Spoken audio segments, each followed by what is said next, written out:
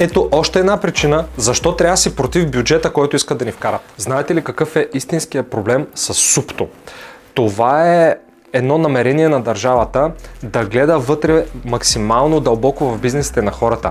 Те искат да наблюдават през софтуерите, продажбените софтуери, складовите софтуери и така нататък, целият ви бизнес, детайлно всяка транзакция по транзакция. Не само ви гледат дълбоко в бизнеса, ами ви връзват ръцете, дори искат да одобряват абсолютно всяка версия на софтуера. Представете ли си, поръчвате си някаква доработка да ви направи софтуерната компания и те трябва да одобрят всяка версия. Представете ли си администрацията в НАП колко ще забави вашия процес по апдейтване на бизнеса, колко ще ви забави спрямо конкуренцията от другата държава, ако се борите да вземете някаква поръчка.